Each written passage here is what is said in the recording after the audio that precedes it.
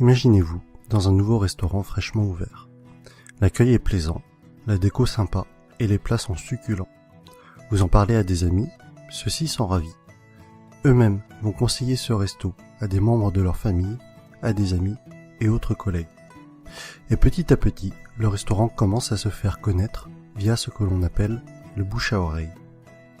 Dans la majorité des cas, le restaurant ne vous aura pas payé un centime, ni même adressé un remerciement, alors que vous êtes à l'origine de peut-être plusieurs dizaines de clients, car tout cela s'est fait naturellement et de manière transparente. Eh bien, il existe un type d'entreprise qui utilise la puissante force du bouche à oreille pour se développer. Il s'agit du marketing relationnel, aussi appelé marketing de réseau ou MLM, pour multi-level marketing. On parlera de network marketing en anglais. Le problème, en France, c'est que le marketing relationnel est non seulement mal connu, mais en plus à mauvaise presse. En effet, trop souvent, les médias n'en parlent que dans le cas d'arnaque, et malheureusement, il en existe, et très rarement comme une possibilité de réussir. Les médias, pour attirer de l'audience, doivent faire dans le scandale, dans ce qui choque. Mais ceci est un autre débat. Mais effectivement, certaines entreprises sont des systèmes pyramidaux déguisés. Une pyramide, qu'est-ce que c'est au juste? Je vous invite à cliquer sur cette vidéo pour découvrir une animation très bien faite expliquant ce qu'est une pyramide de Ponzi. En résumé, non seulement c'est une arnaque, mais c'est aussi illégal. Le système est basé sur la promesse de faire de miraculeux retours sur investissement, juste avec de l'argent que tout nouvel entrant va apporter. Autrement dit, l'argent des nouveaux paye le bénéfice des anciens. Et si, à un moment donné, les entrants ne sont pas assez nombreux, eh bien la pyramide s'écroule, car les anciens ne perçoivent plus d'argent. Ce qui est important à comprendre est que lorsque vous entrez dans une entreprise de marketing relationnel, vous êtes avant tout le distributeur d'un produit réel, le représentant d'une marque. Sans produit, ou avec un produit fictif, on rentre alors dans un système pyramidal. D'autre part, dans une pyramide, les anciens sont forcément plus riches que les nouveaux. Dans le MLM, même si plus vous rentrez tôt, plus vous êtes avantagé, cela ne garantit pas du tout votre succès. Un nouveau filleul peut très bien mieux développer son affaire et faire mieux que son parent. Ainsi, dans une entreprise de marketing relationnel, tout le monde est au même stade au début, mais plus elle va grossir et plus elle va avoir d'impact et être puissante. C'est vraiment la force du réseau qui fait qu'une MLM est puissante. Et Robert Kiyosaki insiste vraiment sur ce point dans le livre « L'entreprise du XXIe siècle ». Le pouvoir n'est pas dans le produit, mais dans le réseau. Pour en revenir à ce que l'on évoquait au début de la vidéo, le bouche à oreille est le principal véhicule de communication d'une société de marketing relationnel, si bien qu'il n'y a pas ou peu de publicité. Et ce budget pub, qui est souvent faramineux pour les grandes entreprises, est reversé aux distributeurs et ou consacré à l'amélioration du produit qui en général est excellent.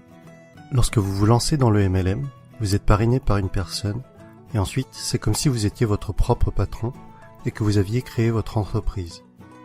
Votre but et votre source de revenus vont être de deux types, soit en parlant du produit autour de vous et en le revendant, soit en parrainant d'autres personnes qui elles-mêmes vont devenir distributeurs. Ainsi, le plus efficace et pour que votre entreprise soit réussie, tout ce que vous faites doit être duplicable. Votre filleul doit avoir les outils pour développer lui aussi son réseau. Dans tous les cas, ce qui est important à retenir est que le succès est partagé. Si votre filleul échoue, vous échouez d'une certaine façon. Votre succès est complètement tributaire du succès des personnes que vous aidez, de vos filleuls et des filleuls de vos filleuls. L'accent doit être mis sur le déploiement de votre réseau et pas sur les ventes directes. Ainsi, ceux qui réussissent le mieux en MLM ne sont pas les vendeurs ou les commerciaux, mais plutôt les personnes pédagogues, les profs et les formateurs. Et personnellement, autant je trouve la réussite personnelle gratifiante, autant aider les autres à réussir l'est encore plus. Autre sujet que je trouve intéressant, c'est que votre entreprise grandit avec vous. Vous gagnez de l'argent en apprenant et en appliquant les méthodes de vos parrains et de votre upline. C'est le terme indiquant les personnes antérieures à vous dans la vie du MLM. Autre point fort du marketing de réseau est que pour devenir distributeur, cela demandera en général un faible investissement financier au départ, contrairement à la majorité des créations de nouveaux business. Aujourd'hui, si vous comptez ouvrir une franchise du type McDo, Subway ou Starbucks, il vous faudra probablement plusieurs centaines de milliers d'euros, alors qu'en MLM, cela vous demandera la plupart du temps quelques centaines d'euros. Ensuite, tout est préparé pour vous. Vous allez avoir votre propre boutique en ligne, tout un tas de plans de formation pour vous, mais aussi pour vos filleuls, ainsi que différents kits de présentation. Un autre point essentiel, et qui pour moi m'attire beaucoup, les entreprises de marketing relationnel offrent des paliers au niveau de leur plan de compensation. Pour être plus précis, à partir d'un certain nombre de filleuls, et sans compter les éventuelles primes bonus, vous allez toucher un revenu résiduel, encore appelé revenu hors exploitation, c'est-à-dire un revenu passif. Les bonnes MLM sont donc de formidables véhicules vers l'indépendance financière de fait de ce revenu passif engendré par le parrainage d'autres personnes. Je rajoute que les MLM sont un type d'entreprise qui a une croissance des plus fulgurantes à l'échelle mondiale ces dernières années. Aux USA, ça a vraiment explosé depuis les années 90. Et avec Internet, c'est encore plus facile d'augmenter son réseau qu'auparavant. De plus, c'est une activité que l'on peut tout à fait démarrer sur notre temps libre pour un revenu complémentaire au début. Il faudra alors se déclarer en auto-entrepreneur avec le statut de VDI, c'est-à-dire vendeur à domicile indépendant. J'insiste tout de même sur le fait de bien vérifier un certain nombre de points avant de vous engager dans une entreprise de marketing relationnel, afin de ne pas tomber sur une pyramide Ponzi déguisée. Voici le type de questions qu'il faut vous poser avant de vous engager dans une entreprise de ce type. Est-ce qu'il y a des bureaux réels? À quels endroits géographiques? Se trouve-t-il dans des paradis fiscaux? Quel est l'historique de l'entreprise? Quelle est la réputation de cette entreprise? Quels sont les avis d'autres personnes sur celle-ci? En conclusion, et si vous avez suivi mon défi personnel, je pense que vous commencez à comprendre pourquoi est-ce que ce type d'entreprise m'intéresse fortement. Travailler pour ses propres rêves et non pas ceux de quelqu'un d'autre. La possibilité d'avoir des revenus passifs avec cet objectif d'indépendance financière. Partager le succès. Vous savez, à la base, ma chaîne YouTube est quand même le partage des bonnes pratiques, d'idées inspirantes.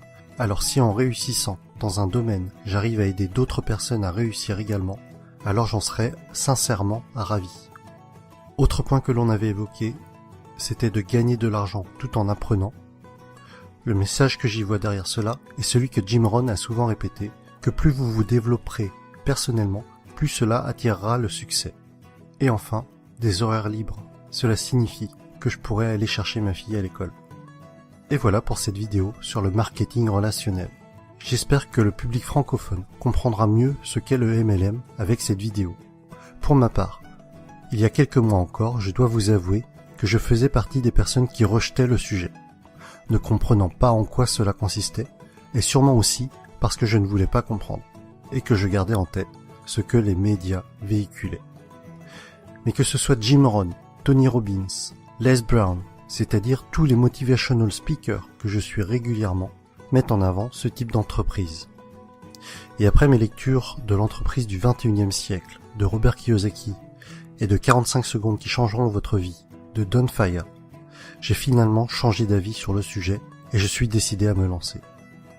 Vous retrouverez la suite de mes aventures dans le prochain épisode avec mon choix de MLM et les raisons de ce choix.